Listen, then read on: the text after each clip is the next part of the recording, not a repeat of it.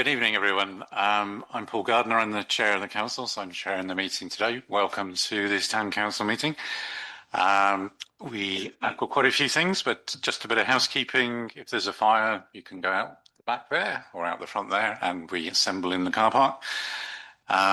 Just a note, if people want to speak, we have a microphone on that table there. You have to press the button and the red light comes in. If you're having any trouble with it, just shout and someone will go and help you out. But if you could use the microphone, because it means that people online or people who want to watch the recording can hear what you've had to say, because otherwise the sound doesn't carry. Or you can use any of the microphones on the desk. All right. So just very quickly, we have some apologies for absence. So this is Steve Milton is our clerk tonight. So Steve, could you just let us know who's not able to attend? Yes, we've had apologies tonight from Jenny Eastman, who is, I think, up in Coventry watching Bob Dylan, who I saw a couple of weeks ago. Very good. Mike Rees, who's on holiday, and Tim Snaden, who's been caught up with childcare. Right. So is everyone happy to accept those apologies? If so, just raise your hands, please. Yeah. Thank you, Chair. Okay, thank you. Then we just move on. Has any councillors got any financial or personal interests in any of the agenda items tonight? If they have, could they raise their hand? Okay, no one's raised their hand, so no one is declaring an interest. Obviously, if there is something that comes up later that you suddenly realise, just let us know. Okay, thank you. We have the minutes of the previous meeting, which was on the 10th of September. They just need to be approved. Were there any comments from anybody on that? We're happy to move to approval. Would someone like to propose that? Emma? Yeah. Roger seconded. All those in favour? Sure. Thank you. Okay, so moving into the kind of meat of the meeting, so I'll just give an update on a few topics. So for those who don't know, well, probably most people know North Somerset is obviously, like most councils, it has a lot of financial issues, let me say that. And they are looking to devolve lots of pieces of land, some buildings and services like cutting the grass and emptying the bins to town and parish councils around the district. This is something that many councils across the country are doing for the same financial reasons. Hopefully some of you saw the consultation in the summer. We had 80% of people behind us taking on assets. We have had some productive discussions with North Somerset over the last couple of weeks, and I can safely say now, although I may be proved wrong, that that it's more a question of when it's going to happen rather than if it's going to happen. So it is very likely that from the 1st of April next year, the town council will become, the land will be transferred from the lake grounds, buildings such as Somerset Hall, a lot of the smaller parks, all the play areas, the litter bin service, the dog bin service. Did I say the grass cutting? I may have done. All of those will be transferred to the town council. The timeline is, there's still some details to be worked out. There are one or two issues, nothing much smaller issues than there have been in the recent months. But it's not sort of signed and sealed yet. I think the timeline is that we will hopefully have a meeting with the leader of North Somerset Council, Mike Bell, before Christmas, just to kind of confirm that both sides are happy with what it is we're doing. Obviously, from a council perspective, we'll have to go through a lot of detail before then, and then in early January, we're expecting that North Somerset will issue a cabinet paper, which will be written by their head of finance, who's called Melanie Watts. So she's called the S151 officer. She's in charge of the budget in North Somerset. So they'll be writing a cabinet paper which will commit North Somerset to doing whatever we finally agreed to do. So yeah, Roger, do you want to come in? Yeah, no, I just wanted to say that that earlier on today I came out of a meeting, or I was in a meeting with the leader of North Somerset Council, who tells me that he has now signed off the local devolution framework, and that he is hopeful that everything will be ready to be signed off for the Portishead deal by April of next year. So that's positive news, and I believe that they've already signed off some stuff for Yatton, and there's quite a large basket of stuff to be signed off for Weston-super-Mare Council as well. So it feels like finally, Paul, after all this time that we've been spending on this, that we're actually getting somewhere with it. Absolutely. So yeah, there's still obviously we need to resolve all the the exact finances and the detail, but just to say so we have appointed a legal firm to help us with this. Steve and I are going to see them for a face-to-face meeting on Monday to brief them. So we obviously want our lawyers to make sure that we get the deal and all the due diligence is done properly. So we thought it was much better to go and meet them face to face so we can brief them properly. I'll also look to reduce the cost of the legal work by trying to sort of package up some of the asset transfers and so forth. So we should be doing that. What else would I say about it? I think we've probably covered most things. Anything else, Steve, that you could think of that I should mention there? No. Yeah. Okay. Any immediate questions on that? Obviously, from a council point of view, we will discuss it in a lot more detail on that. But yeah. Bob. Yeah, just a few things. Obviously, I think the public are a bit concerned about the precept, and also I'm just wondering how many of the other towns are involved in the devolution, in the perspective of what we are getting involved in. Are they taking on more or taking on less? Everyone except Clevedon, as far as I know, is taking on assets and so forth. We were told we were leading the pack. I think that was a compliment. But obviously Weston-super-Mare is a bigger council and has got more assets, so it is doing more probably over time, but they're taking a more gradual approach.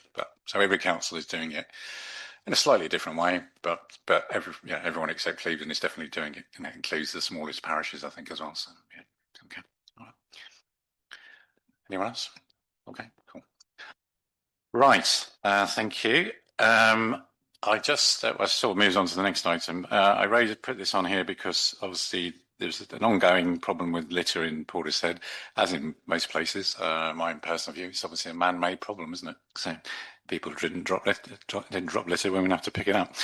However, we get a lot of demand for additional provision, especially some hotspots around town. But basically, what's going to happen is next April, we're going to take over the whole litter bin service and the dog bin service, which will be helpful for residents because at the moment it's split between North Somerset, between the town council. We have different colour bins. So if there's an issue with the bin, the first thing you need to work out is what colour it is, and then maybe you might find out which council operates it. It's just nonsensical and inefficient. So it'll all be brought together. I guess our view is we might have about the right provision in the town, but there are probably some bins in the wrong place and some places that need some litter bins. So we will do some work to do the consolidation because we don't want to just add more cost into the council, but so we'll no doubt work with other partners like Turn the Tide, who obviously know a lot about the litter problem in Portishead, and we'll also be doing a lot of communication around it because part of it is education and communication. So, as I said, if people didn't drop litter, we wouldn't have people needing to pick it up. So I thought I'd just mention that because we have had a number of people asking for additional bins at the moment, but we're not doing anything until we've sorted out the bigger picture for next April. Okay. Yeah, go on, Mike. Yeah. Paul, I think it's a good opportunity to thank all those volunteers around the town that go out with their litter pickers and do it from time to time or fairly regularly. Yeah, absolutely. Yes. Yeah, thanks to all of them. Yeah. Thanks, Mike. Go on. Yeah. Yeah, just to say, I'm just wondering if there's as part of the looking at to improve, obviously the bins and the sites and everything, is a better way that we can liaise with the eateries and coffee shops that we have in the town.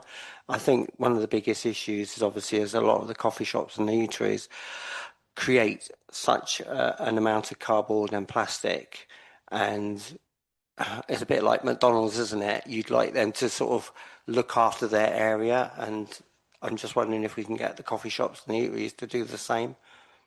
We'll certainly give it a go. We have tried before, not with limited success. Let me put it like that. But yeah, we'll make another big push on that. I think once we tackle the whole problem.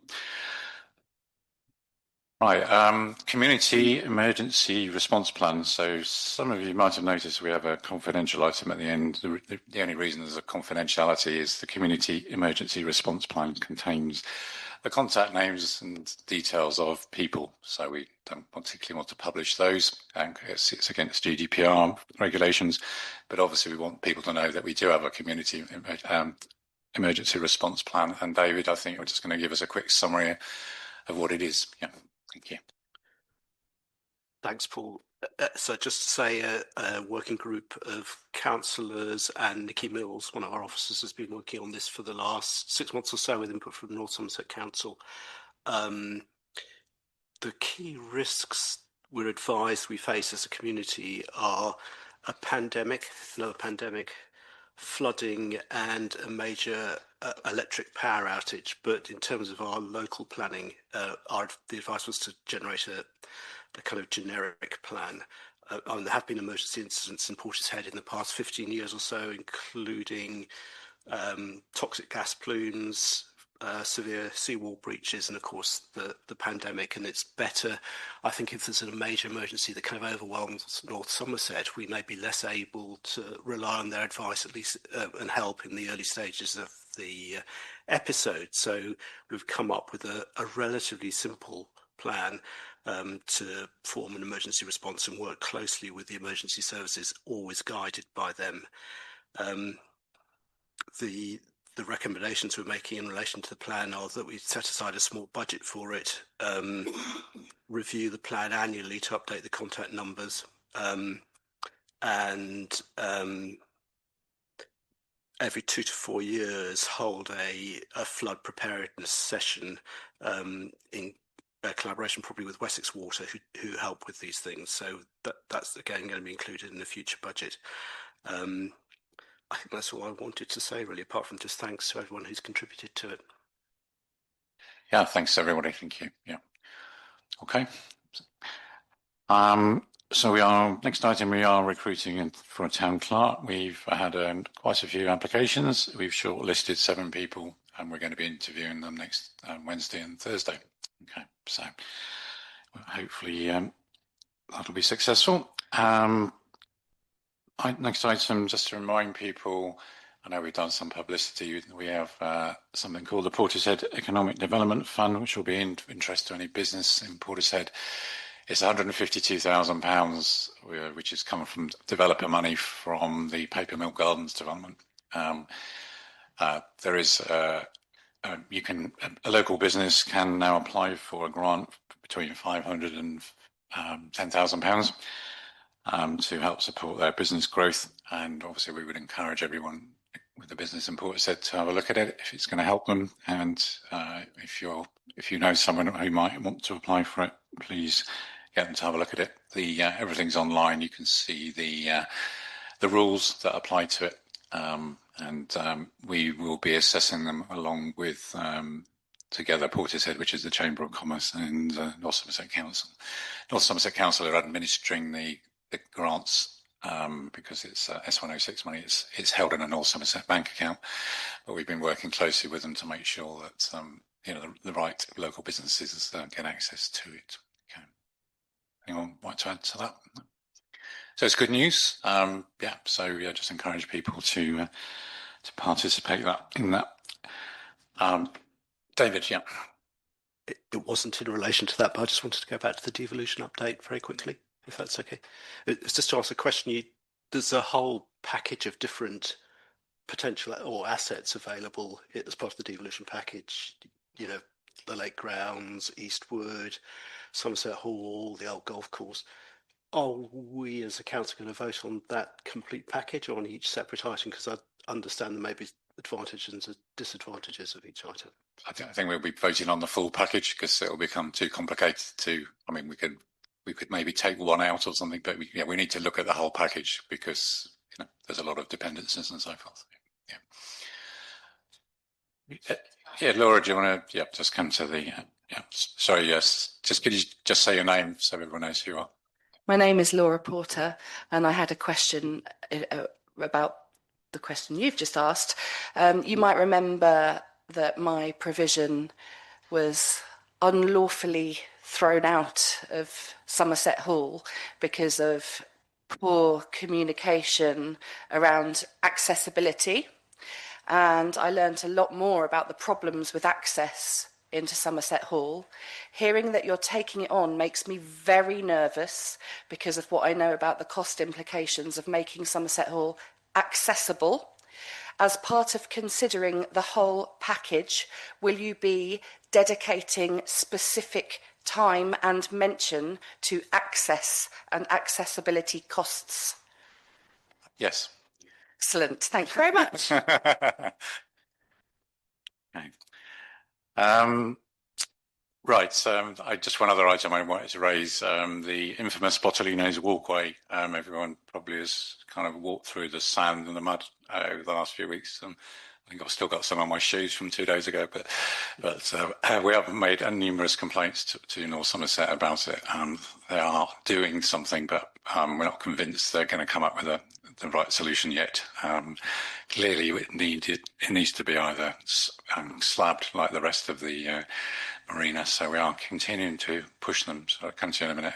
I don't know, Roger, is there anything else you can say on it at the moment? Or No, not really. As a Eastwood councillor, I get lots and lots of complaints about this. I think the best thing for us to say is there are a variety of options that we're exploring with North Somerset to try and get this resolved in a timely fashion. But it's already been a few years, hasn't it?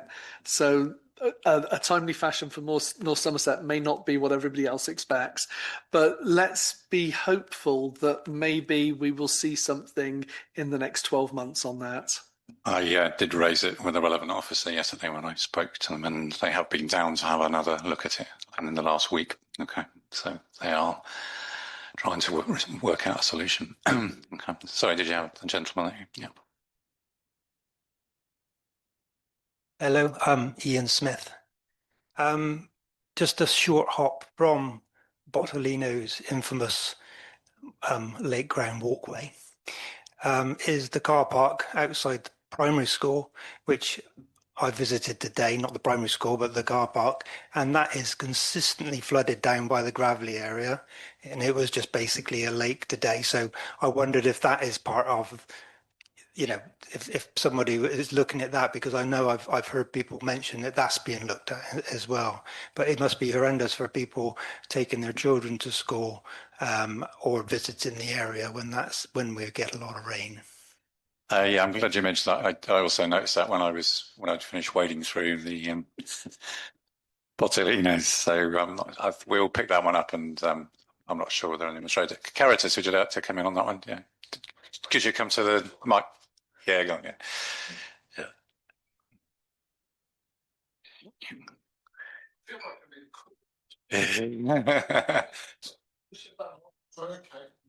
Not guilty, Your Honour. Yeah, fine. Just to say that I did look into this about a year ago, and North Somerset, apparently there is a subsidence issue with that particular car park, and they quoted close to £375,000 to fix it, and they said they couldn't. But I am quite happy to raise it again. But that was the figure to fix that issue. Okay, thanks for that. Okay. Yeah. Yeah, Chris, go on.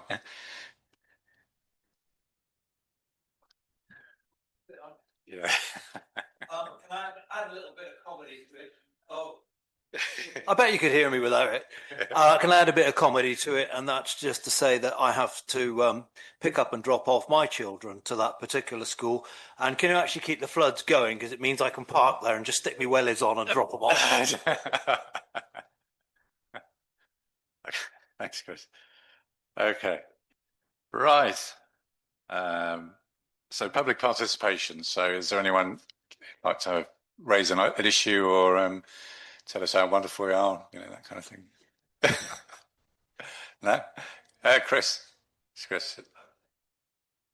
Yeah. Go on, Chris. Yeah.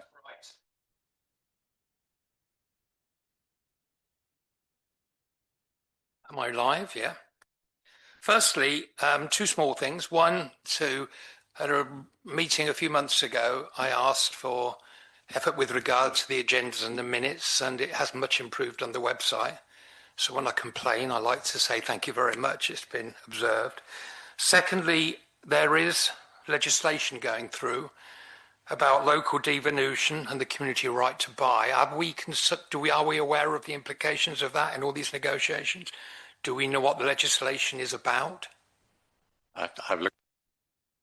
No, I don't. I just wondered if are there going to be grants available, for example?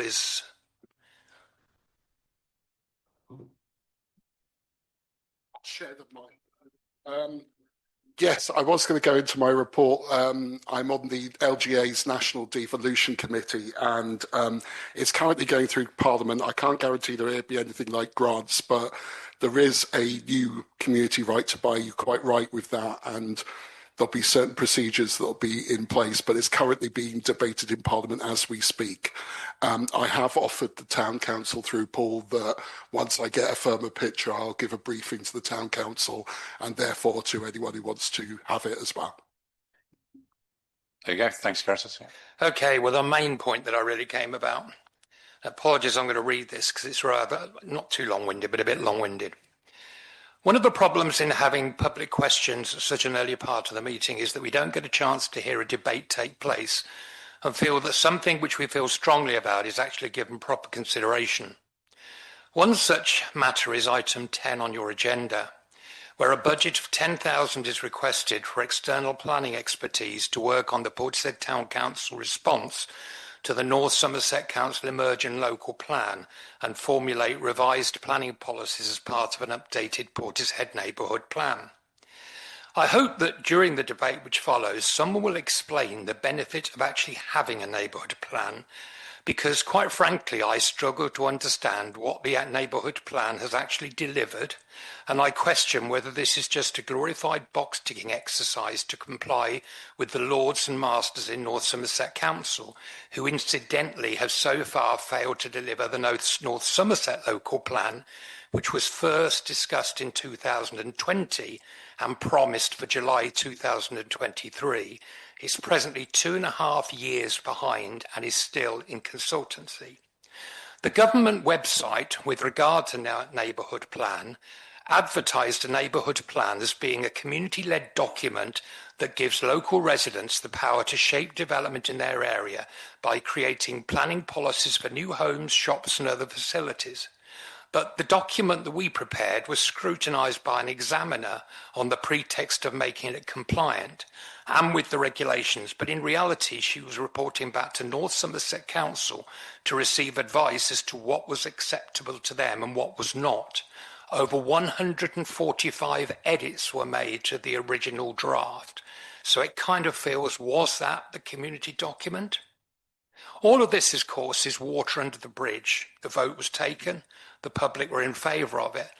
But now all of a sudden we're being said that an extra £10,000 is being spent on this neighbourhood plan. Now, I would remind you that when the public voted yes to this, there were a number of comments made. Firstly, it was going to allow us to have an extra 10% more on Section 106 money. Now, the income declared by Councillor Davey in his budget statement in February indicated that that funds equated to £5,000 for last year. It's worth pointing out in the 2022 to 2023, when we didn't have a neighbourhood plan, it was 38,000. So we've had an 86% reduction despite the fact that we've got a neighbourhood plan, which we were told is going to improve the contributions. So I want to look at one or two other comments that were made with regard to the reason that we should want a neighbourhood plan. It will improve the quality and range of community infrastructure. It will offer discounted and open market housing exclusively to Portishead people for an initial 3-month period. First home discounted market housing documents with discounts of 50% of market value. Housing for older people, extra care housing and residential nursing home facilities that meet certain criteria within 10 minutes safe and convenient walking distance of the community facilities. Now, I don't wish to go over old ground. All I'm trying to say is that I question, number one, how many of those have been delivered and are likely to be delivered. And so I just don't understand why we are allocating more funds when North Somerset Council haven't even delivered their own local plan. I'm not asking for a response here. I just hope that when the debate takes place, somebody will enlighten me as to why Portishead feels that we need to spend another 10,000 on our neighbourhood plan. Thank you very much.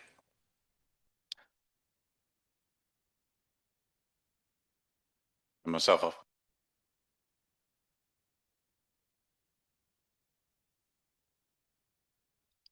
There we go. Yeah, I'll explain it all later when we get to it. Okay. Right. Anyone else? Yeah. Oh.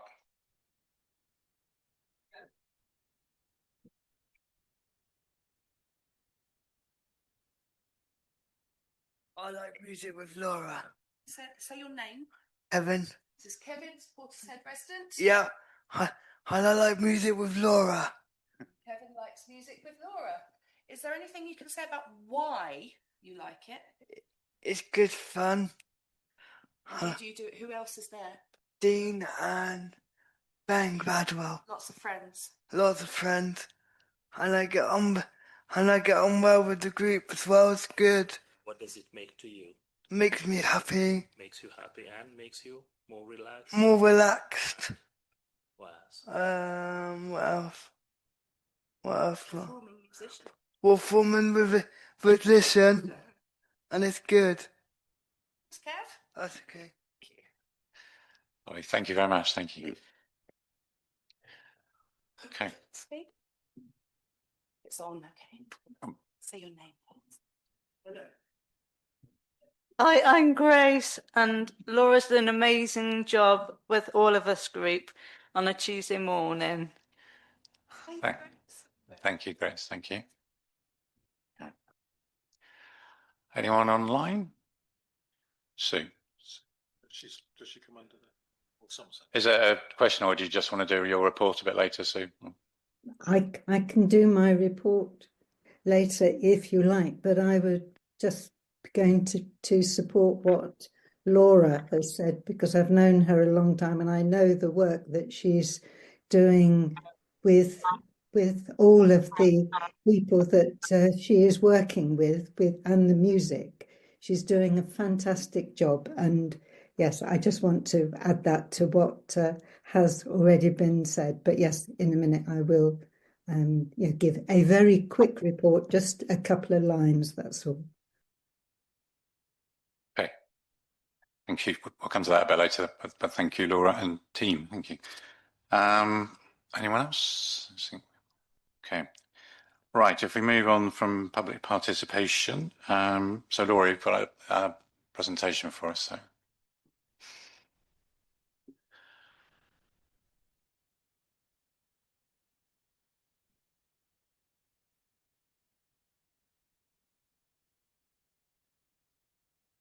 Hi, it's me again, Laura Porter. I need to apologise in advance because I am exhausted. I've been all day at the Winter Gardens in Weston, taking part in North Somerset Parent Carers Forum's Family Support Fair. So it's primarily for children and aged up to 25 for people with special educational needs and disabilities. And it has been absolutely incredible. I'm going to tell you a little bit more about it as I go through my presentation, but if I'm not my usual energetic self, that's why. First, a massive thank you to the support that the Town Council has given us through the community grant. I think that's what it's called. Is that what it's called? The community grant, which we have been putting towards the rent of premises in Portishead so that we can run different creative health provisions. Next slide, please, Steve.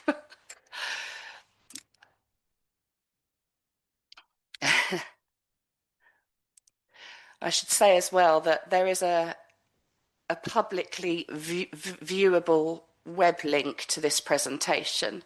So if any members of the public did want to see it at a later date, I'm sure they can contact the clerk and view it then. Maybe we are having some tech issues right now. You could try the live link. Yeah. Or we can try and connect my iPad.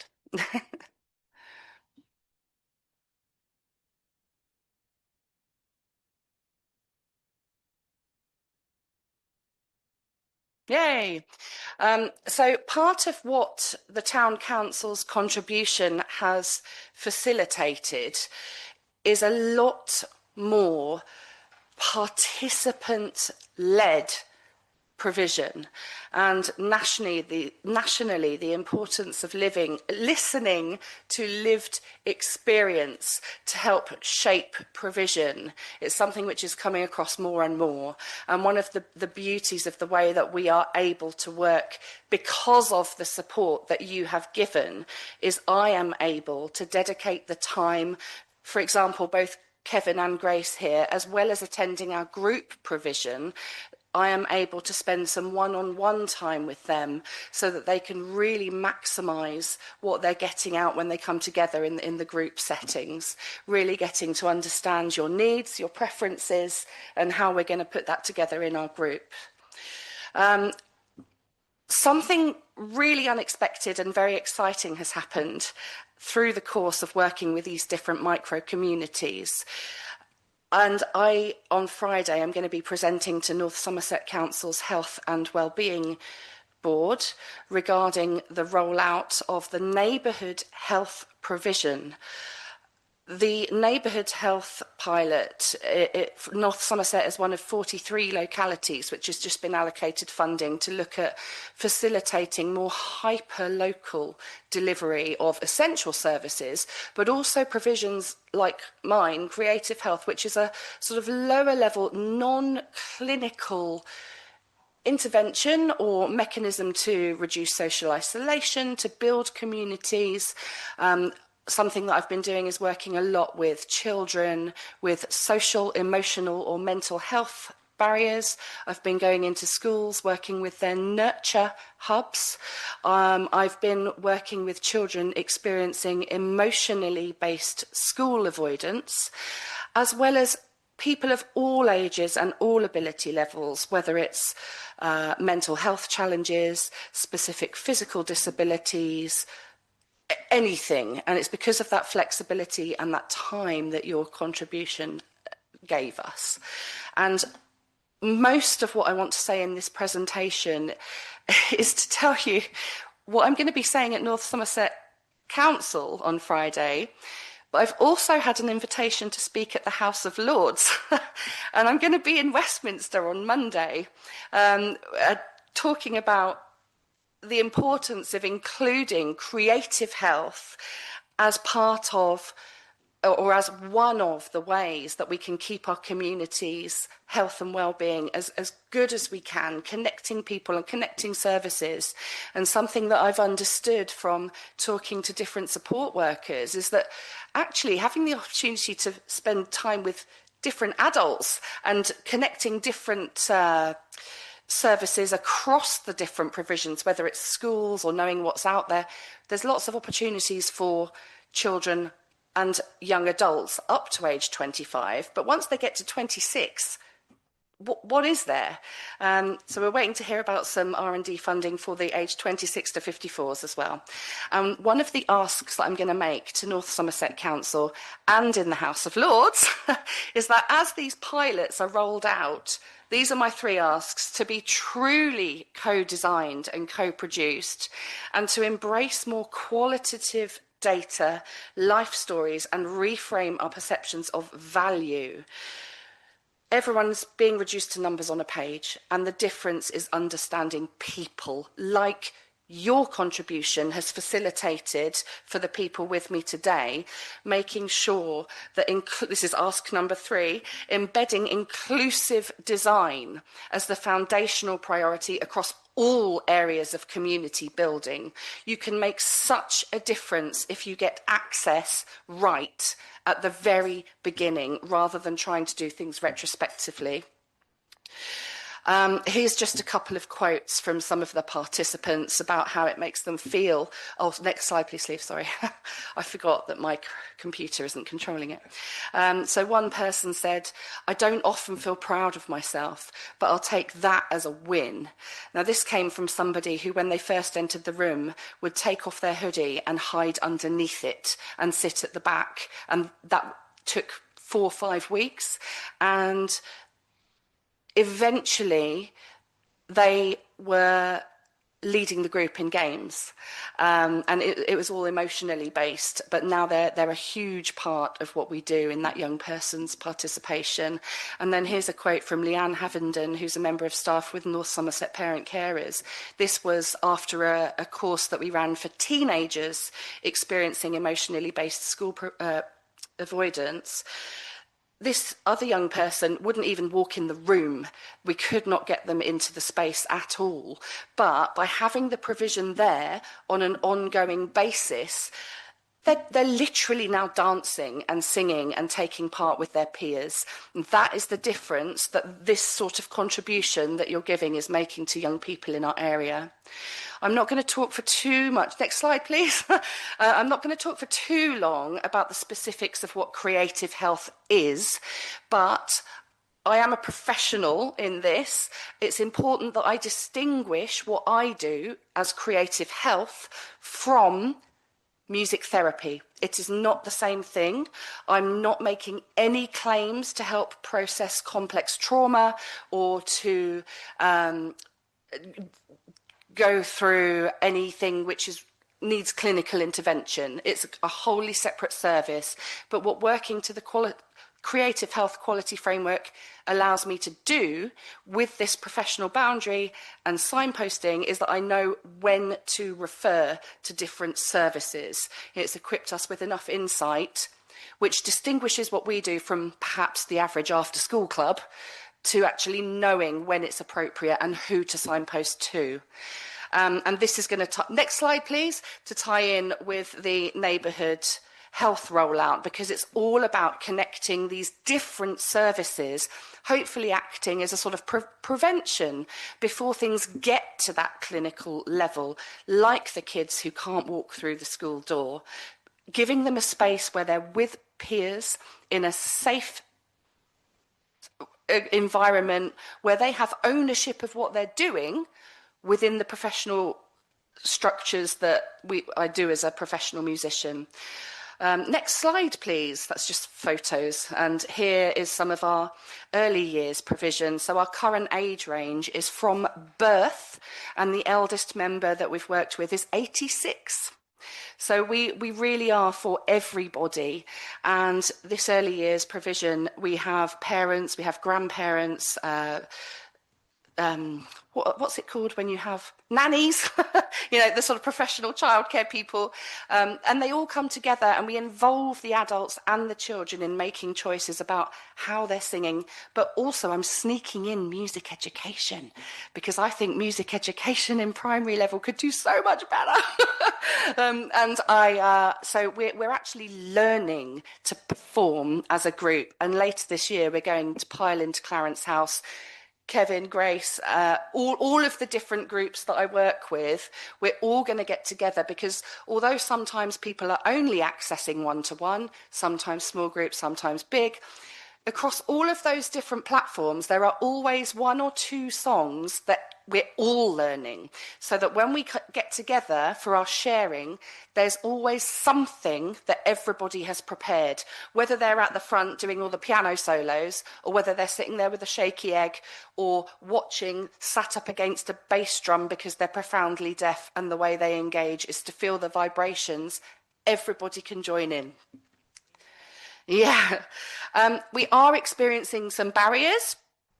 There are huge inefficiencies because of the peripatetic style delivery. So I'm going from place to place. I'm a disabled person and I move a lot slower than most people anyway, but even were I not disabled, because what distinguishes our provision is we bring 2 van loads full of kit because we want to make sure that anyone who walks in the room has something they can engage with. It involves a lot of time moving around. If we were in one place for a full day, I could immediately at least triple my delivery. But at the moment, there are no venues at all that have that sort of availability. And it's really constraining my ability to expand and to work with more people. The way we're mitigating it at the moment, I applied for some funding so that I can have a support worker to help me with the physical labour, moving all the kit. That's going to run out. We've spent all your money on the rent. It went a lot faster than we had hoped. We are waiting to hear from Arts Council about funding us for next year. If we don't get that, I'm not sure what's going to happen. We might be coming back to Portishead Town Council very soon. But also the availability of accessible spaces and the lack of hyper-local accessible spaces. Hence my comment earlier about Somerset Hall. I want to know that if we're all going to be paying for these assets, that all of us can get in the room, please. All of us. It's not community if we can't all use it. We're all paying for it. I want us all to be able to get in the room, please. I want you to guarantee that. Next slide is really wordy. I am not going to talk about it here, but this is just, again, please do share the link with any members of the public that ask for it. This is going to make up what I talk to North Somerset Health and Wellbeing Board, because they are getting rid of loads of assets. There was a lady called Pip Hesketh who was involved, and she gave me, I was in a meeting with her, and she said, everyone's going to have to be as mobile as possible. And say, well, that's no good when you've got certain access needs. We cannot get in the door. And I want to make sure that if we are, in the case of North Somerset, getting rid of access, in the case of Portishead Town Council, taking on assets, we can use them, because we can't at the moment. I was chatting with somebody from Portishead Youth Centre earlier this week, and we were trying to come together to find a solution for a local 16-year-old whose carer ratio is 2-1. They were so sick of not finding accessible toilets that they have invested in their own portable hoist. However, even with their own portable hoist, the space in most of the accessible toilets in Portishead is not enough to fit this person in their chair with their 2 carers and their own portable hoist. I know that sometimes you've mooted asking the high street and things, well, make your toilets accessible, asking the cafes to let members of the public use them. And you will remember, I'm sure, my worry about shutting down the accessible toilets by Aldi. I know there's changing places, but that's at the lake grounds. It would be wonderful if we could get more spaces meaningfully accessible so that every person living in our town can access them at a time that they choose. Next slide, please. Is the offer really for all? When you are making all these policies, when you are designing all these new schemes, and you say it's for everyone in our community, just give some thought to who has the choice to enter that space. Do you mean everybody? What would exclude some of my friends from entering these community spaces? And ask us what you can do about it. Listen. If people are telling you that something is too difficult to access, believe them and be led by those voices in everything you design. Next slide is kind of the last one. It's just a repeat of my 3 pleas. I've been chatting a lot with Steve Ledbrook, who coordinates the North Somerset Disability Cafes. Everyone needs to know about Steve's work. He is doing what he can to amplify the voices of North Somerset. One of the workshops that I did recently was with Vans. It was part of their Improving Ageing conference. And so many of us are saying the same thing. More and more of us are getting platforms to speak. I'm going to the House of Lords. That's amazing. But the difference will only be made if you actually do what we are asking. You know, it's great. We are now not the seldom heard voices. We are being heard. But are our requests ever acted upon? And I know that you can do more. Please don't just say, it's too difficult, it's too expensive. I know you can find the money to make this stuff accessible for everybody. I know you can. I think that's all I want to say. Thank you. Thank you, Laura. That's brilliant. Thank you. And yeah. It was great to see so many people enjoying themselves. And as I think Emma said to you the other day, it's great that you come along and challenge us because we are obviously, don't have accessibility issues ourselves as individuals, and we only, know about these things because of the work you do. So please keep it up, and it's very much appreciated. Okay. Anyone else want to say anything? Do you want to say anything, Emma? May or may not be on. Yeah, I'm on.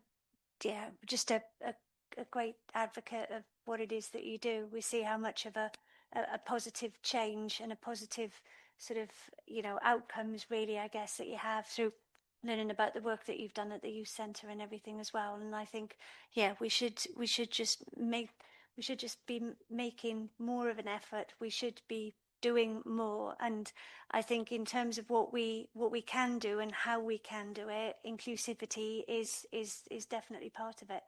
And more so, really, I guess, with the assessment of the assets and everything it is that we are taking on. It's not necessarily just maintenance and the budgets of what it is that North Somerset and how they've dealt with things, because we know that they haven't dealt with things in terms of what they've needed to for accessibility, and not the, for Somerset Hall, that was, absolutely terrible. And for what you wanted to do this Christmas, you haven't been able to achieve because you haven't been able to find somewhere here that is accessible. We have been lucky enough to organise something at Clarence House. There's a hefty fee involved with renting that space, and it's not going to look anything like a fundraiser because of the different way the event is going to look.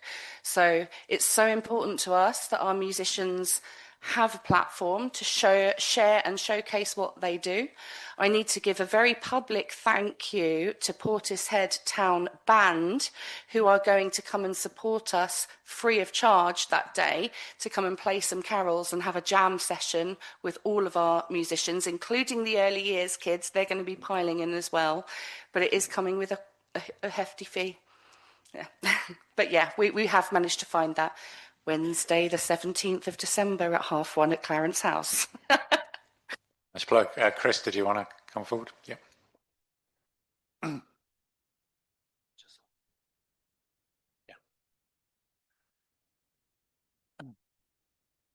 As a practicing musician and songwriter myself, I can give testament to the fact of how good music is for your mental health. I put it on a par with nature, the same thing. One thing I did want to raise, though, is that North Somerset is one of the councils in the country, and there's many councils now in the country who are getting rid of this, but basically what they do is that they give our people a sum of money, and then they take up a portion of that away again. One of the restrictions can be, not so much for my own son, Mark, because of course we will subsidise him, but there's many others who are in supported living who get a finite amount of money to budget for each week, and they have a proportion of things which they're doing, can do, and then they will be told you can't do. So when we look at funding in the future, for example, I mean, the ideal situation, let's be honest, is you just get North Somerset to employ Laura full time, build her her own place, and that's it. You've done it. But that's a luxury, which we don't have at the moment. But what we could consider doing, before I start the campaign to get North Somerset to stop taking money away from our people, is what we could do is that when we're looking for funds, when we're looking for funding of things like music, is also put a provision in there to fund places. Yeah. That is really, really important because, as I say, the amount of money that they get is going down. So there's only going to be a finite amount of things that they can do. End of. Mike, do you want to? Yes, I just wanted to ask you, Laura, you've assessed most of the halls and public spaces in Portishead. Does that include the Jubilee Hall on Slade Road as well? Because accessibility into that hall is good. Yeah, Jubilee Hall is a wonderful space. For my specific purposes, it would be fine for a one-to-one session, but I work with a lot of people with sensory processing disorders, and also, for example, people who are autistic, who experience overwhelm if the acoustic is wrong. And the acoustic in Jubilee Hall is horrendous. It would work if somebody invested in some sound absorbing panels to hang from the ceiling. Arts Council would fund my provision to own and install panels of that kind, but I don't have a long-term lease on any building in which to install such a wonderful access adjustment. It would be wonderful from a music performance point of view, but actually for a lot of the cohorts that I'm working with, sensory overload is huge. And that is one of the reasons that I can't currently use Redcliffe on New Haven Road. You should change the name of that hall. It needs to be called New Haven Hall, because the number of people I get turning up at Redcliffe Methodist Church looking for that space. Similarly, it's a reasonably accessible space at Redcliffe Hall on New Haven Road, but the acoustic is unworkable. Today, I was talking to some deaf participants. I'm sorry, the pop shield is not on this mic. Have you got a pop shield for this microphone? That's. As you might recall, I'm neurodivergent, and that's driving me mad. Thank you. Yeah. Thank you. It causes real problems, and it's unworkable from an access point of view. And this is the type of issue which I got a lot of understanding about at the North Somerset Day of Send today, because they're families who live it and who understand that actually, like, I can hear the lights. I don't know if any of you can hear the lights, but there's only so much time I can spend in this space because the sound of this electricity is driving me mad. And it's that sort of thing which affects people with certain manifestations of neurodivergence, which make the space. So, and you might think, well, how does that work when you're walloping drums and bashing xylophone? All I can tell you is that I'm a specialist in this stuff, and I can talk to you about timbre and about sound absorption. And my plea earlier to just believe us when I say that the acoustic in Jubilee Hall is not workable. Stick some panels on the ceiling. Job done, if I can have it all day. Well, guess what? I mean, when Redcliffe Bay, as you know, has just had works done on it, and we discussed, looking into going into the ceiling to do, as you say, put acoustic panels and things. But it's Artex, and drilling into Artex, it all opens the can of worms in relation to. There will be reasons. So I think we're just going to go down into a lot of detail here. I know we'll obviously try to help Agreed. people to find a place, but let's cover that outside this meeting because Yeah. it would take up. And all do evening. email me. My email address is publicly available on my website, and do share it. You have my permission to share it. My work one, Laura at nowhearthismusic.org. Thank you. Yeah, thanks again for all the work you do, Laura. It's fantastic. Well done. Sorry, Paul. It's all right. All right. Right, a slight change of tack. Welcome, Sergeant Ed Davies. Yeah, Ed Harris. Sorry, Ed Davies, a politician. And sorry about that. Yeah. You're getting one of his better stunts. Yes, the councillors have obviously we had an audience with the Police and Crime Commissioner last week, and obviously there's been some major improvements in policing or changes, I should say. Yeah. Which are Not improvements yet. There might be improvements. I think there's been some improvements as well. But would you like to introduce yourself and tell us what's changed, I guess? And So my name's Sergeant Ed Harris. I'm the local policing sergeant for not just Portishead but Clevedon, and we cover Clevedon and Yatton as well. Alan's invited me down just to talk through with you the new changes. So previously, areas weren't divided geographically. It was done by what we call a directorate. So there was 3 pillars. So the neighbourhood policing team, who are obviously dedicated officers for each particular area, response policing team, which are the ones who you see generally going around on the blue lights responding to the emergency calls, and then what we used to call CID but are now called investigations. They were all divided into 3 separate pillars. Nobody really talked to each other. Everybody was working towards their own goals and sometimes working towards the same thing without actually knowing about it. After a long consultation period, it's now been changed to what they call, it's a BCU model, which is a basic command unit. Essentially, it's now gone back to a geographical model, which when I started 13 years ago, it's what it was, and it's the best way because it works. So within North Somerset now, you have the neighbourhood policing team and the response policing team working together, and then I think the idea is in the new year, investigations of CID will be brought into that as well. What that essentially means is that we now all brief together. So 7 o'clock and 2:30 when the shifts start, and when we're all on, we all brief together. So we discuss the issues that are going on, and we share information which we weren't doing before. And that's the main benefit at the moment. It's early days, so everything's a little bit clunky, but that's the main benefit, is that response, if they've been to a job when we were on our days off, so we came in on Monday afternoon, if they went to a job on Sunday, which we didn't know about it, we wouldn't have known about it before, but now we tend to find out things that we wouldn't have necessarily known about.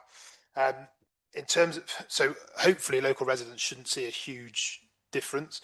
The one major difference is, so the response base that was covering Portishead was previously Patchway Police Station in Bristol. It's now gone to Weston-super-Mare. So the majority of officers will be responding from Weston-super-Mare. The majority of teams have committed some numbers to work at headquarters in the same office as us. Not all teams. There is, I guess with any large organisation, when there's change, there's resistance to it. I am a big believer that we need the response team with us in person, because when you're sat around typing up your reports, invariably you start, what have you been to today? You get talking, oh, I know about that car. Things just not necessarily official, but it works basically. So they're doing a trial where one team is staying at Weston-super-Mare and one response team, and to see how that works, I'm sort of trying to lobby as hard as I can the superintendent who's in charge of everything to say we need people up here. How that goes, I don't know, but I am trying my best, because I think it's not only going to benefit us, but it's going to benefit all the residents as well. So yeah, and just in relation to our team, so at the moment it's myself, there's 3 PCs, and so for Portishead there's 2 PCSOs. In the new year, we're getting 2 new PCSOs joining the team, one of which I imagine will be coming to Portishead, so that will boost the numbers. And then there's another new PC who's currently in his tutorship, working in a response team in Patchway, but he will eventually be coming down, so we'll be getting an extra officer as well. The PCSOs are aligned to beats. The PCs tend to spread themselves between Clevedon, Portishead and Yatton. We all sort of share the load. So yeah, that's the major update really, and that's what I've come here to say. Just in terms of, I don't know if you're interested, but I'll tell you anyway. The local priorities for us at the moment, a retail crime, that's one of the main things, and been working quite closely with Alan. We've had some fairly decent results over the last month or so. And actually, we've had an officer in a PCSO speaking to the retail units in the Old Mill and to the supermarkets, and things have improved. In that respect, there was 3 of the main sort of offenders were arrested and charged with a lot of stuff. I think there was a release went out about it, so it's out in the press. And they are still active, but not as active as they were. But we are aware of that. And drug supply and the associated ASB that comes with it. Back in September, just before I joined the team, there was a drugs warrant executed down at 4th Avenue, where they found quite a lot of drugs, and that investigation is ongoing. There are people on bail, but we get anecdotal sort of intelligence reports. My plea would be, if you do see or hear something, report it to us, because we're only as good as the information that we've got. There's only so much information we can find ourselves. When we're driving around in a marked police car, people tend to see us come in and duck and dive and hide.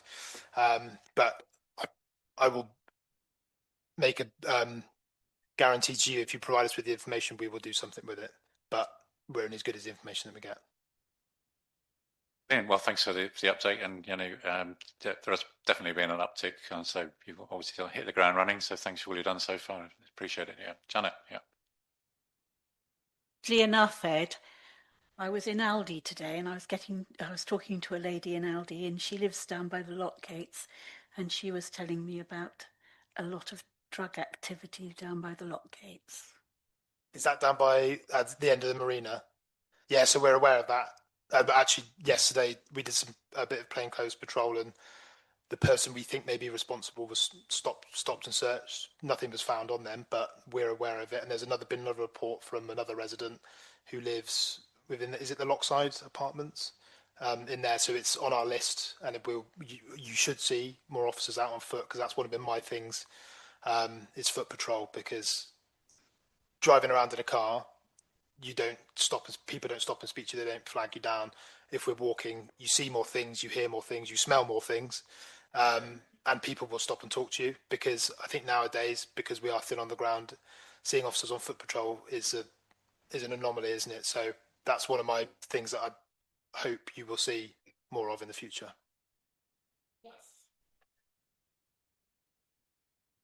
Yeah, it sounds like great news, and thank you very much for coming along tonight and explaining all of that to us.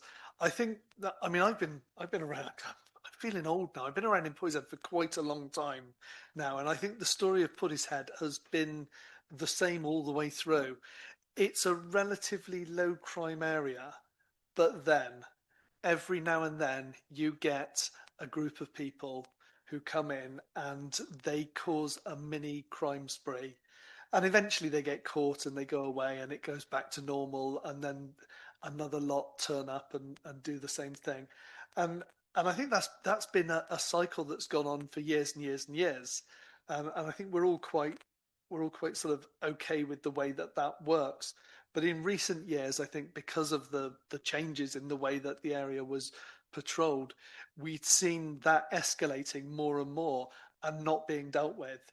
And it sounds now like we've got the right model in place, and hopefully roughly the right numbers in place to start to tackle that and bring us back into our usual cycle where maybe the crime does continue, but it's caught faster, and therefore hopefully we don't get what we've had recently, which is quite a lot of people being worried about going out on the streets. So yeah, thank you very much for that, and I look forward to seeing some good things in the future, please. Yeah. So I'll just respond to that. I've always worked in Bristol, mainly central Bristol, so obviously the majority is fairly well policed in comparison to here. One thing I've noticed and sort of shocked me a little bit coming here is, I think, unfortunately, Portishead, Clevedon, it's chronically under-policed because it's in between those two major response bases, so the response cops don't tend to come down here. So we tend to be the only cops on duty sometimes for around here. So when we're on rest days, you might not see us. You might not see anybody. On the sort of crime spree thing, one thing I didn't mention, which I'm not sure you're aware of, there's a new proactive team for North Somerset. So we're quite sophisticated now for the police in the way we sort of capture data and intelligence and stuff. And we're quite quick now at identifying sort of what they call high harm offenders or high harm locations, and the proactive team, so they're called the neighbourhood tasking team, they work alongside us. they're for the whole of North Somerset, so not just Portishead, but Clevedon, Weston. But they're very good at what they do. We will tend to collate a lot of information or make them aware of an ongoing trend, and they will pick up, take it on, and deal with it. So they dealt with the shoplifters. They help with the stuff down in 4th Avenue, and they get a result. So yeah, hopefully that continues. If we had a crystal ball and we could see the people coming, we would stop them, but unfortunately we can't. But all we can do is react as quickly as we can.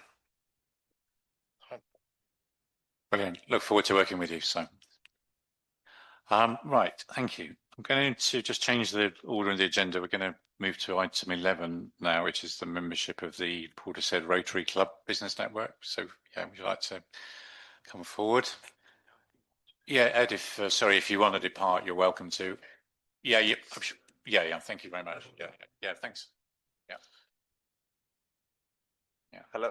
Yeah. Hi then. Just introduce yourself, please. Yeah. Yeah, sure. I'm Jason Sharp. So thanks for having me tonight and giving me some time to speak. I've written all my notes down, so bear with me. Yeah. So my name is Jason Sharp, and I'm the director and founder of Mr. Gilman Tuition, a local private tuition business based in both Portishead and Clevedon. I'm here representing Portishead Rotary Club, a relatively new branch of Rotary based here in Portishead, aimed at connecting local businesses, schools and community groups to make things happen locally. I'd like to discuss briefly how a corporate membership with Rotary could directly benefit the Town Council and the broader community itself. Rotary is about community action. We bring together individuals and organisations who want to make a tangible difference, people who see a local need and are willing to help meet it.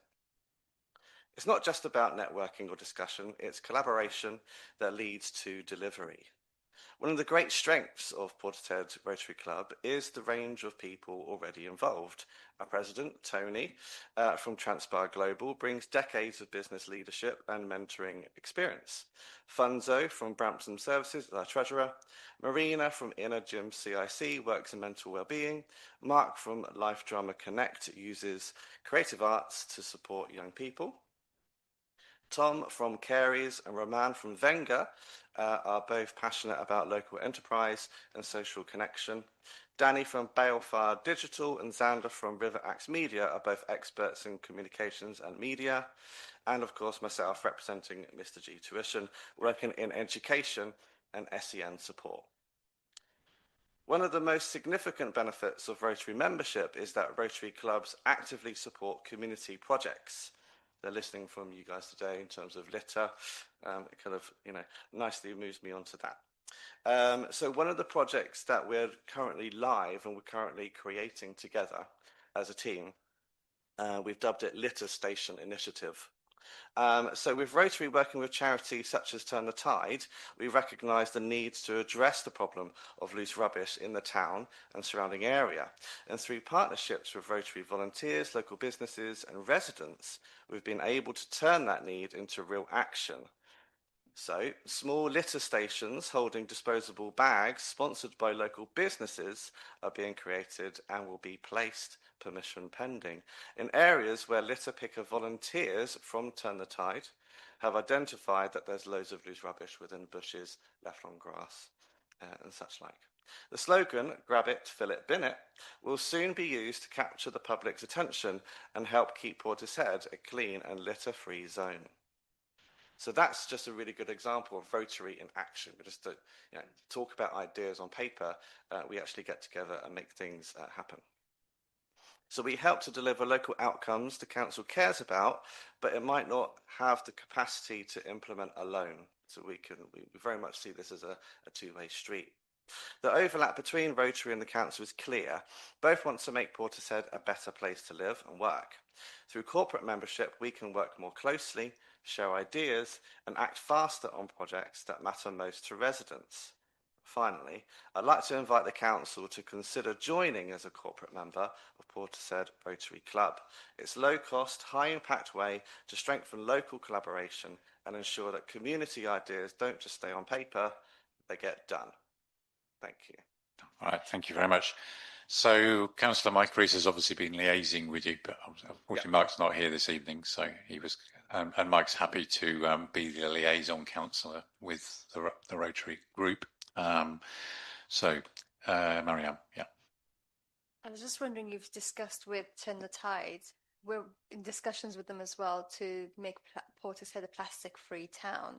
I was wondering if we should get in contact to kind of bring all these Rotary businesses on board so we can get our businesses signed up and registered and actually become a plastic-free town as well. Yeah, that's a great idea. So Yeah, I'll be in touch with you. yeah, great. Yeah, for sure. Thank I mean, you. we meet every month. We've just moved from Imperial Lounge to Venga. So Venga's Rahman has nicely and kindly offered the venue during the morning because it's not open during the morning, so it's a nice quiet space. But you know, any councillors welcome to come along to the many meetings. Yeah. Okay, so we've got a recommendation that the council agrees to join the Rotary Club Business Network at a cost of £120 per annum. Anyone like to propose? Bob, sorry, Rog proposed, Bob seconded. All those in favour of that? That's unanimous. Thank you. Great. All right. Thank you very much. Thanks very much. Thanks for coming on to talk to us, and you're welcome to leave if you wish. But yeah, thank you. What should we do next? I think we should probably do we'll do item 10, the neighbourhood plan, next. Okay. To answer a couple of questions you raised, Chris, the reason why we've got less actual SIL money this year is because there's hardly been any development in Portishead. Okay, it's a relative amount, so we get 25% of whatever the amount.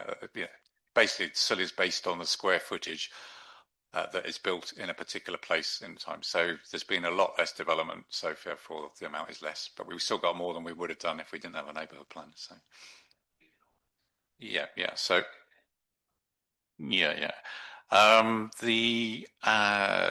So anyway, so to introduce this item, obviously at the moment we have in the North Somerset local plan there are 3 major development areas in Portishead: Tower Farm, Blackrock, and Old Mill Road, Wyndham Way. 2 of those will have severe environmental impacts if they go ahead. So we have been talking to various planning experts over the last few days. So there is a change to what is here, because what we actually need is some advice from a strategic planning consultant, because we believe that we can challenge the Tower Farm and Blackrock sites because of their environmental and sustainability importance. But also because we believe that North Somerset has not done proper due diligence in looking for other brownfield sites and other sites, both in Portishead and in the wider North Somerset, which means, so for this particular consultation, which is called a Regulation 16, I think it is, consultation, is it 19, is it? So yeah, Regulation 19, you can only challenge them on whether their plan is sound, legal, or whether they've considered the impact on neighbouring authorities. So we believe that we can make a case based on soundness and legality for those 2 sites. But I must admit I reached my limit on planning knowledge fairly a long time ago. So actually, having spoken to various planning experts, the proposal now is that we buy a couple of days of time from a strategic planning consultant who we have spoken to, who's very good and recommended. And so obviously we have got a planning, we have a local plan event next week, a public meeting. Members of the public have already provided some pretty detailed and pretty impressive submissions to rebut the North Somerset local plan. So the idea is that with this additional strategic planning advice on top of it, we would, as a town council, be able to put in the best possible response on behalf of the community. So essentially we probably, we've also talked about the neighbourhood plan. We've been advised by a planning barrister that we need to update our neighbourhood plan because it will still provide protection. It clearly is not perfect, but we know that it is used in the planning process in a positive way. Some of the things in there haven't worked, like we tried to protect 2-bedroom properties, and that's been ignored. Okay, so some things have worked, some things haven't. We also know that the developers hate it because we have large documents from the developers trying to rebut the neighbourhood plan. So it's forcing them to think about how they do the development. So we do know that. Anyway, the advice is actually that we don't need to do any work on the neighbourhood plan at this time. But what we need to do is to do that in probably February, March time, when the North Somerset local plan is more firmly set, so that we can be ready to have an updated neighbourhood plan. It won't be such a big exercise as last time, which will be good news. But we would be ready to implement that. And we will try to put in some extra protections through that revised neighbourhood plan. So we don't actually need, although we've had a kind of quote for the work, we don't need to approve that at the moment because that won't happen. So that was a fairly complicated explanation, but effectively what we need immediately is some strategic planning advice so that we can put in the best possible response on behalf of the community, and that advice will challenge them on the environmental considerations and also on the fact that we don't believe that North Somerset have looked at all of the other brownfield options, which they are duty bound to do before allowing a piece of the green belt to be taken out and developed. Okay, so those are the two, if I summarise it, those are the two key points. There's lots of other issues that people will have with the developments, but what we're trying to do at the moment is to remove, to get the planning inspector to remove these sites from the local plan. So that is the plan of attack at the moment. Okay, does that make sense to everyone? Have got any questions, Janet? I think that one of the things Chris was trying to say was, is the neighbourhood plan of any use? And I believe I heard Roger say that it has as much weight as, could you finish that for me, because it's really important that Chris hears this, I think. Yep. So a neighbourhood plan that's properly passed by referendum and inspector and everything else carries exactly the same weight as the local plan that North Somerset hopefully will have done in the near future. So that is the ability to rebut planning applications that go against it. So and it is, when it comes to the planning officers making a decision and inspectors maybe and the government making a decision on it, they give it exactly the same weight as the local plan.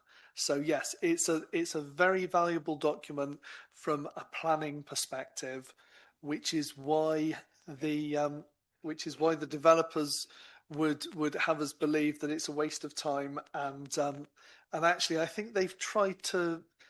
I think when we were doing the last bit on the local plan down at North Somerset, they wrote to all of us, all those North Somerset councillors, and told us that they were going to appeal in court, and therefore we should all vote against it.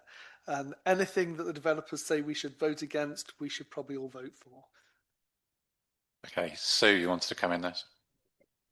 Yes, just to say that if the neighbourhood plan is quite old, which relatively it is now, it's when was it complete?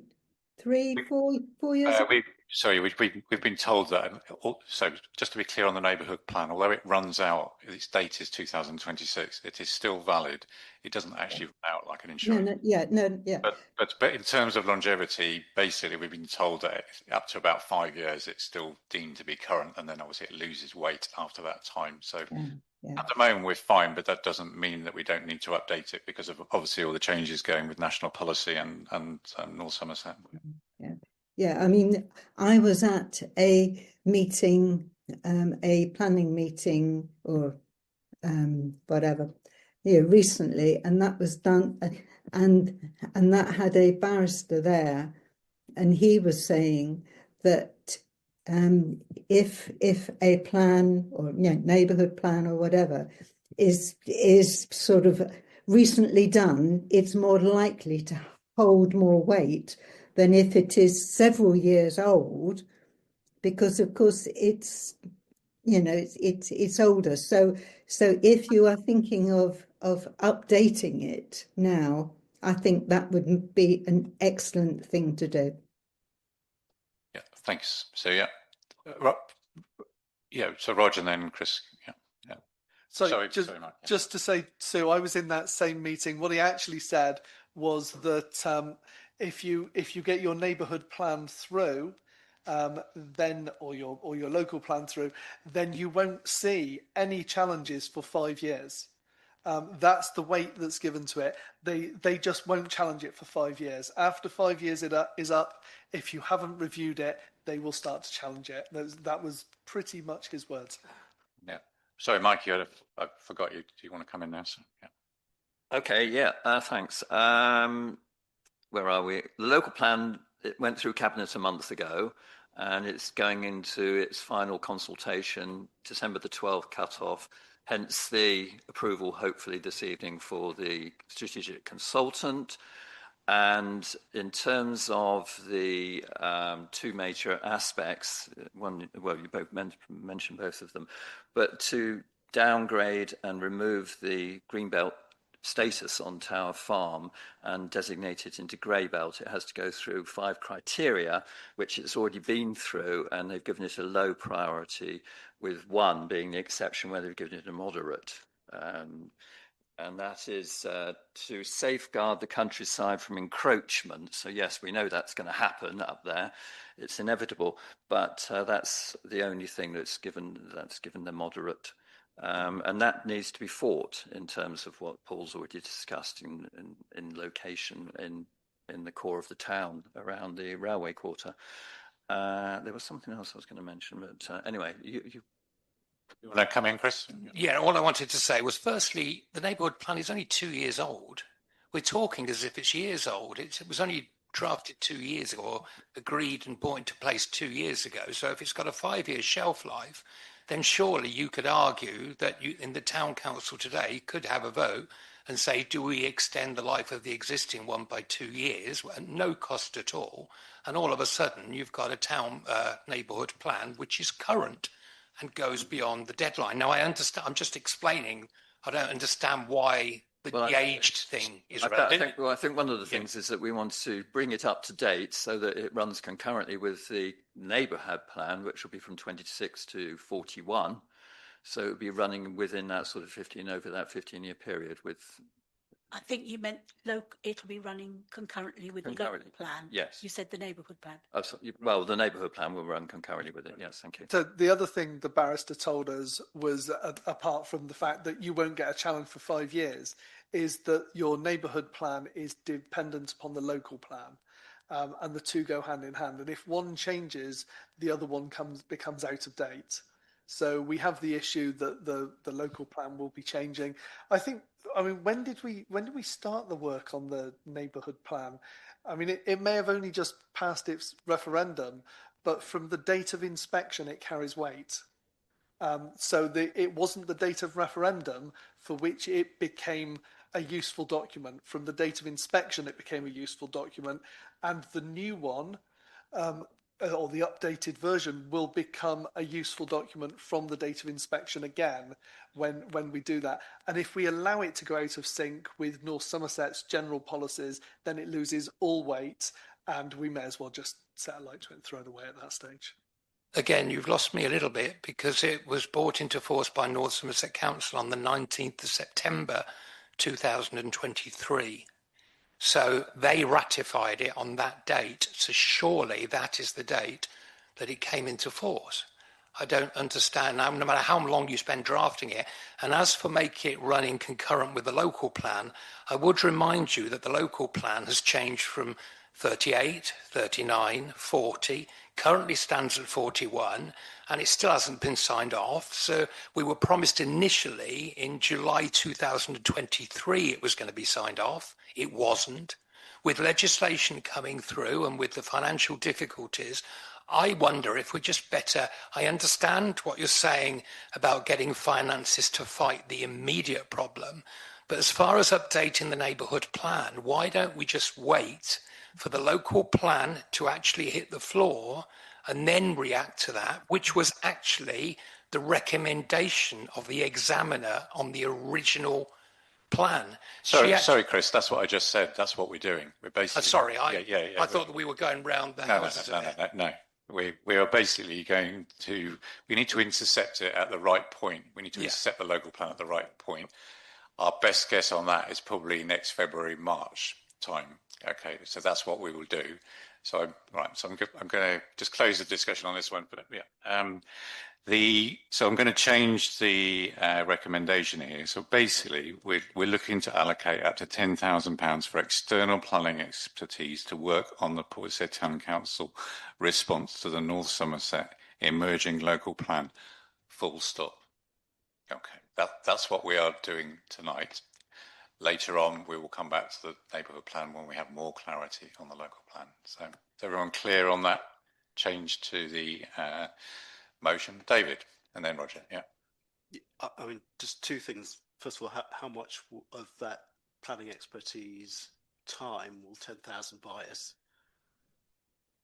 Broadly about 20 days effort. 20 days? Yeah. Okay. Yeah.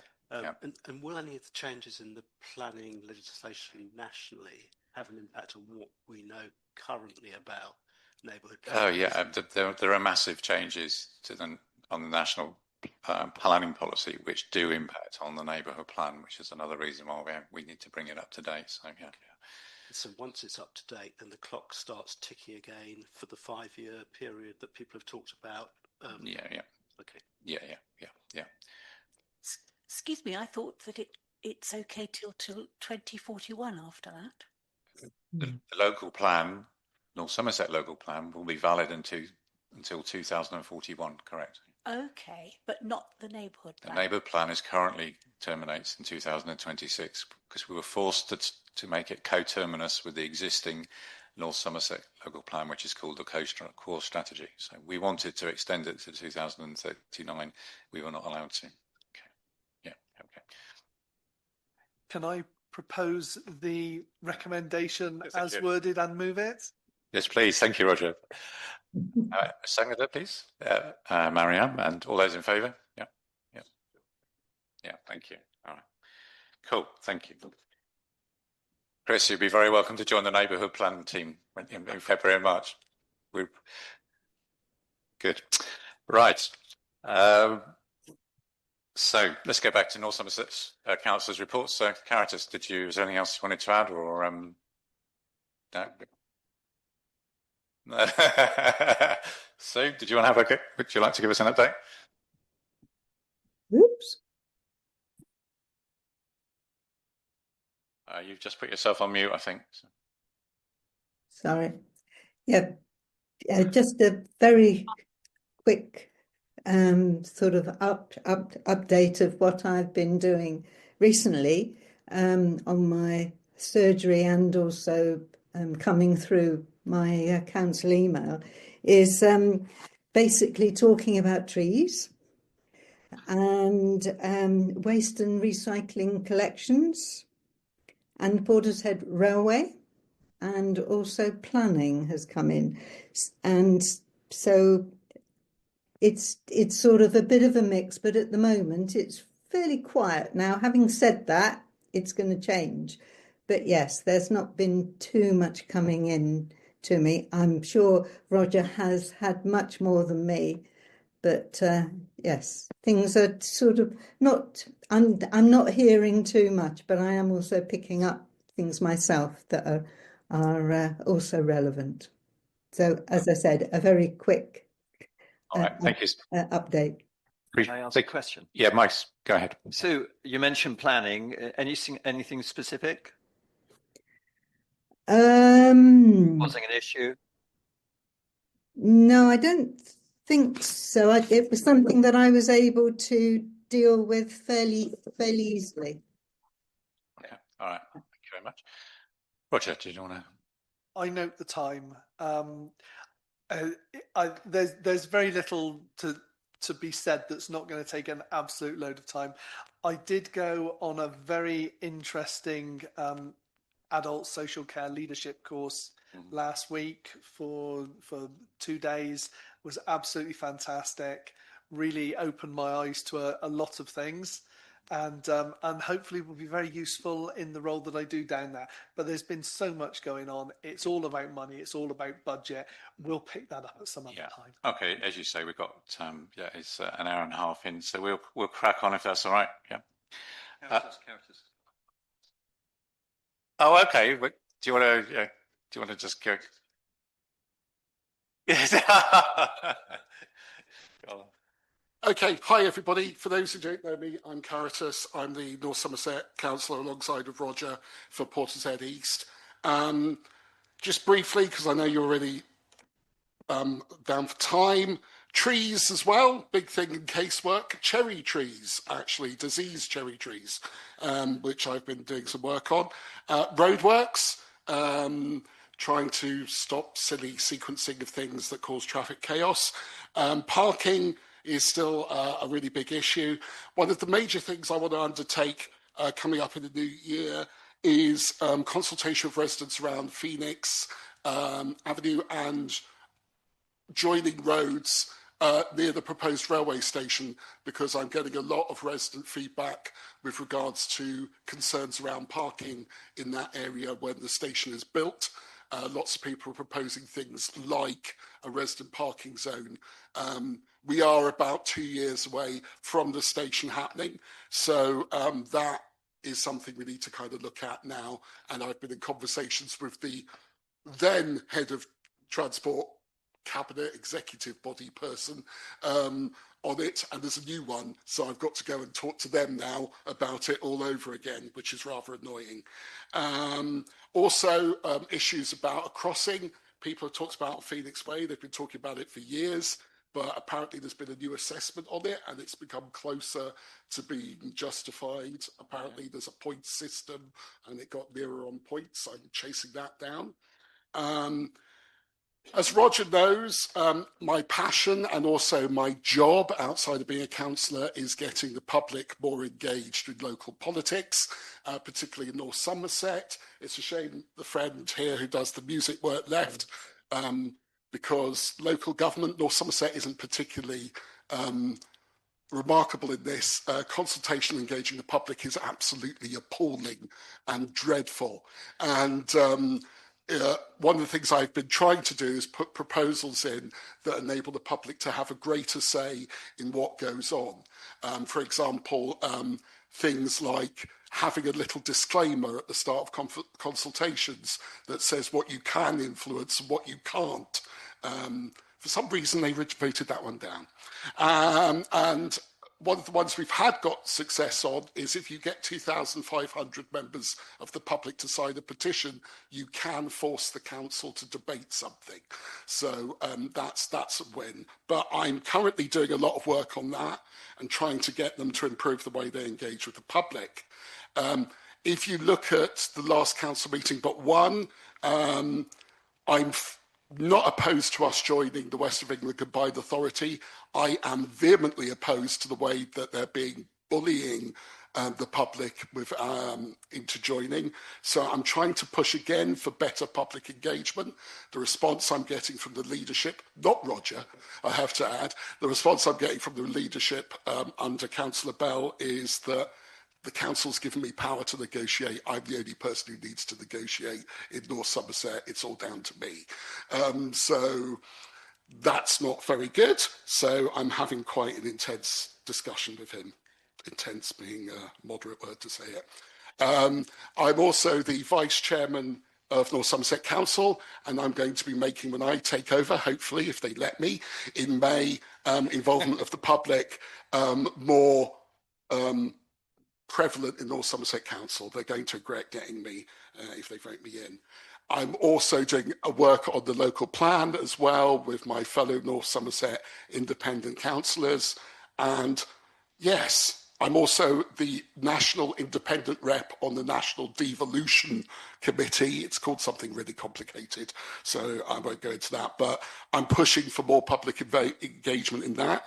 Funnily enough, when I mentioned all the stuff that my colleagues in North Somerset laughed their heads off about having the public more engaged in having a say in how they run things. When I mentioned it nationally, it was considered quite reasonable. So it says a lot about North Somerset Council.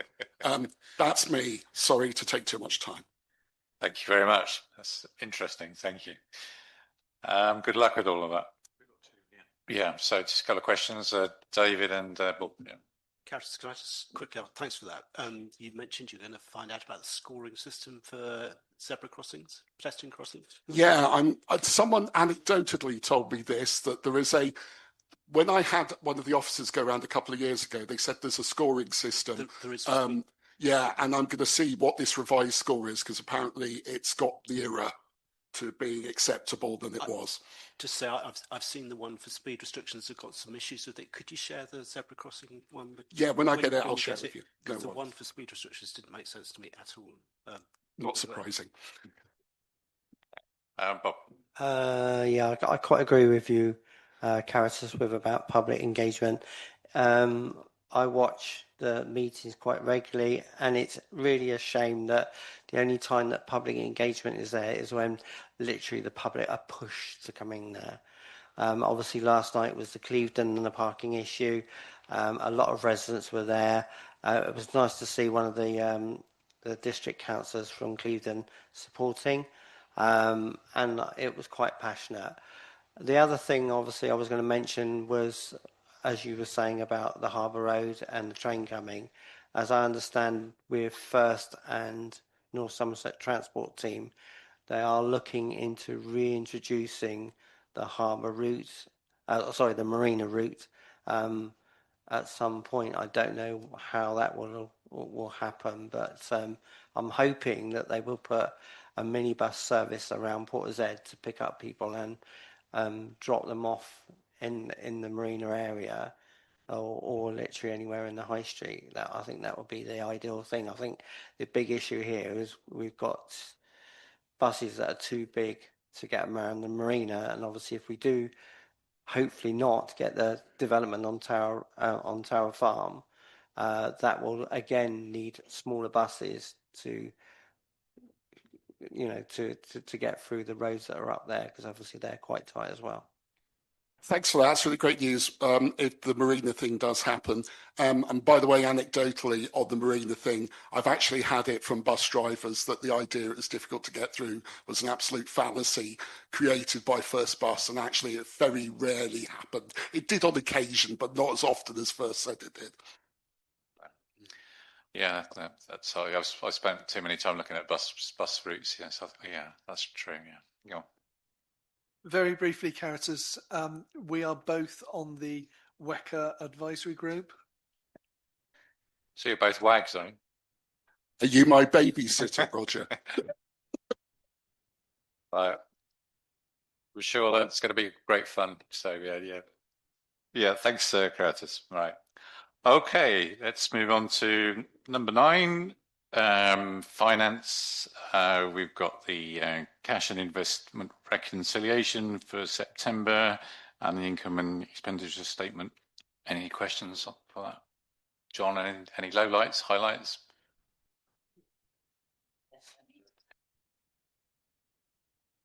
Yeah, September is the half year. It's a convenient point at which to take stock of where we're going this year. And of course, it informs the budget process for next year. At the moment, the September result itself shows a surplus year to date of about 12,000. That's a modest surplus and quite comforting in relation to a full year budgeted deficit of 17,000. It's more interesting to look at the prospects for this year as a whole. I think that the outcome is going to be somewhere between a surplus of 10,000 and a surplus of 100,000, depending exactly when the work on the Bottolino's walkway and the marina railings actually takes place. At the moment, I'm assuming that both will take place next financial year, not this year, in which case we will turn in a surplus of 100,000. There is one other major issue affecting the results, and that is devolution. In the budget, we set aside £250,000 for incidental expenses and mostly legal fees. So far, and Steve's consultancy exercise. Yeah. So far, we've spent 20,000.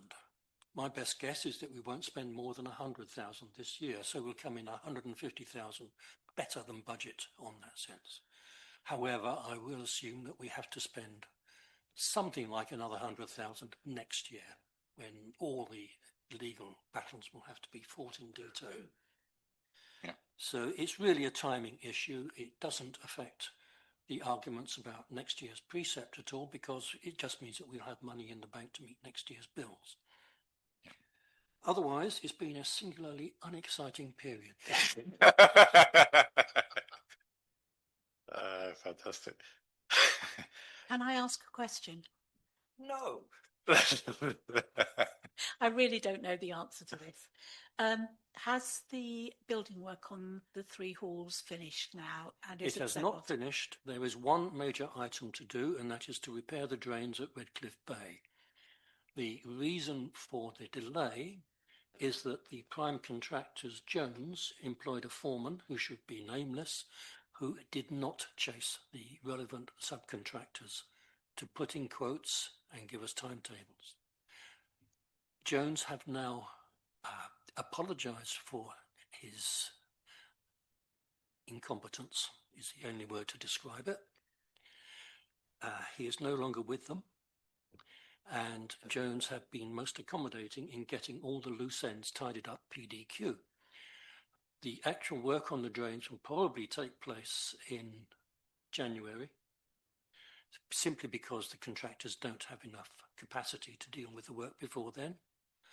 And the cost, well, it was originally loosely estimated at £10,000 when I put in the report to council on that effect, and it's likely to cost now about £14,000, simply as a more refined estimate, and the project as a whole will still come in under budget.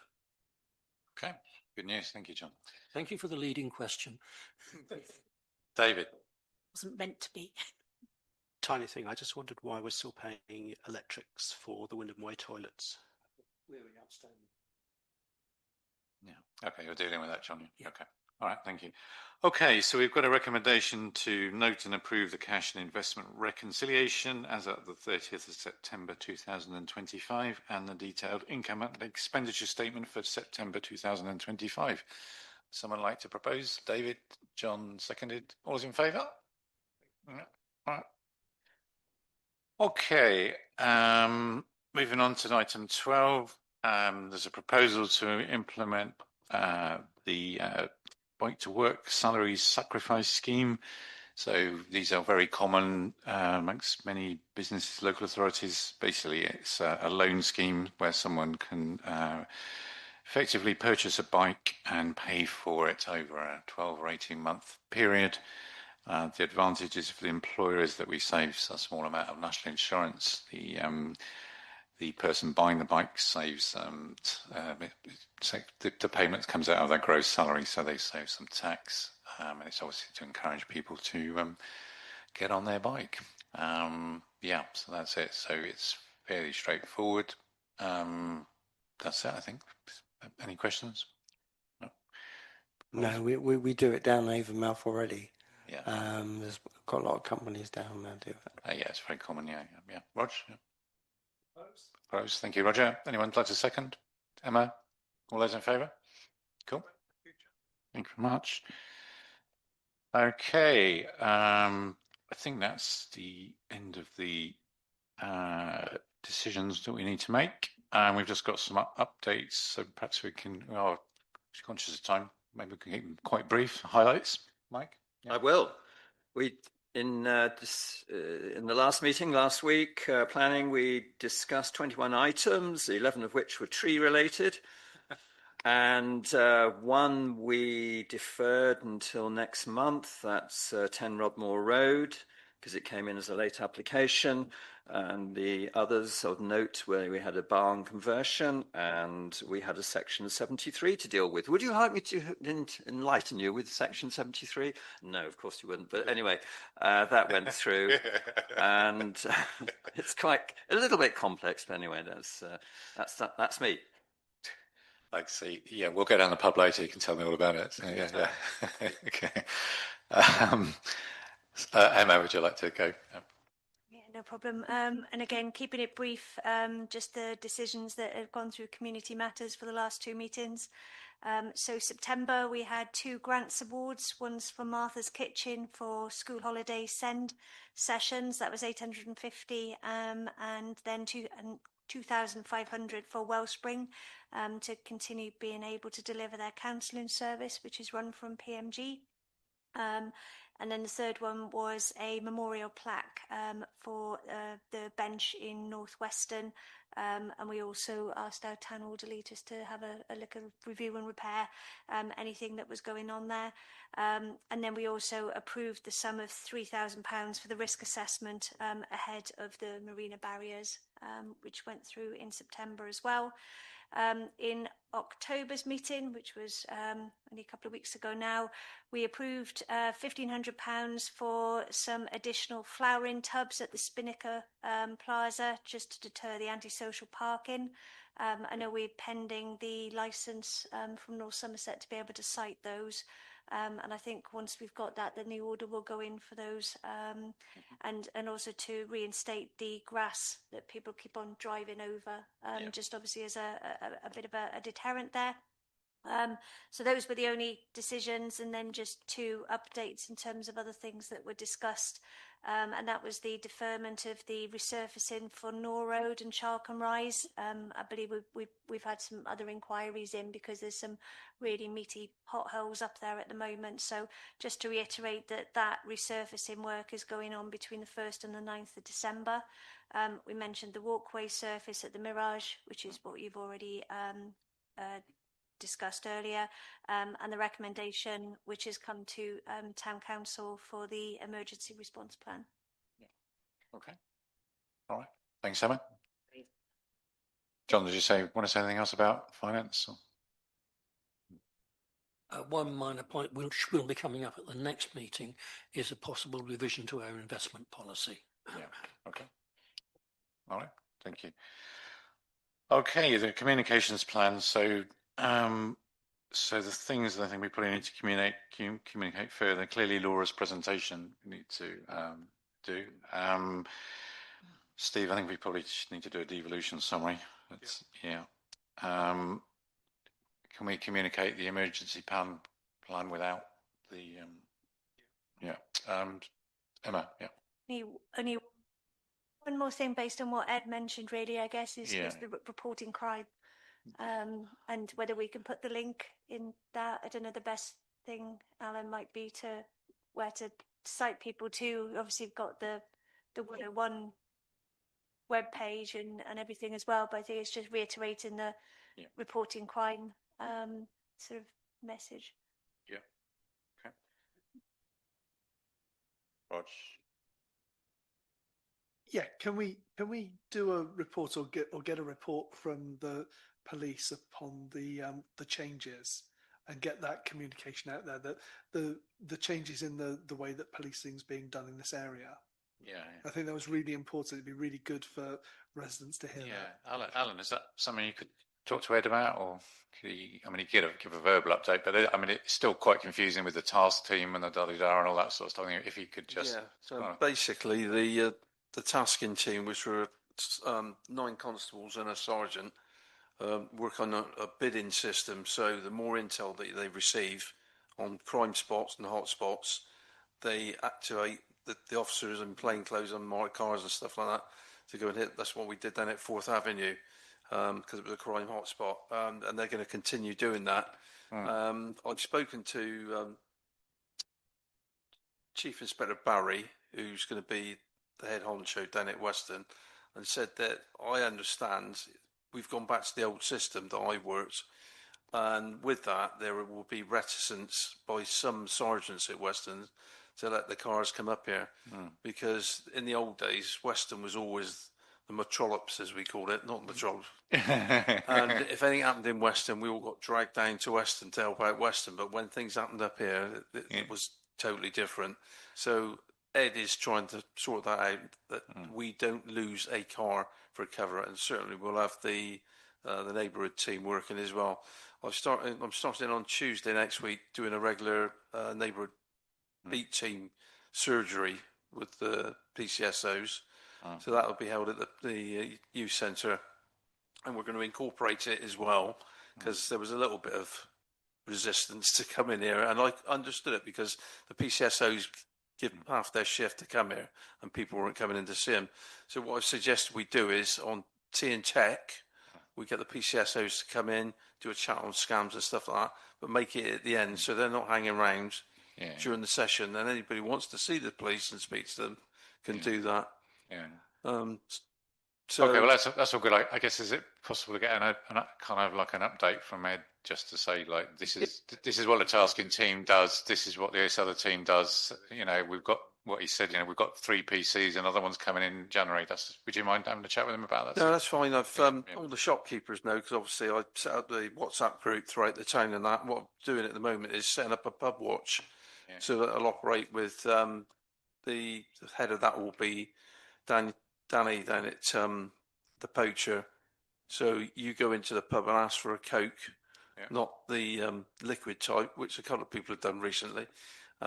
You're barred straight away, and all the other pubs will bar them as well. So that's what we're trying to do at the moment. But and also on Friday there's going to be a video session with all the shops doing a 20-second blurb about why you should buy in Portishead and that. So they asked me to go down and have a quick word about the place. Okay, brilliant. That's all good stuff. Yeah. Okay.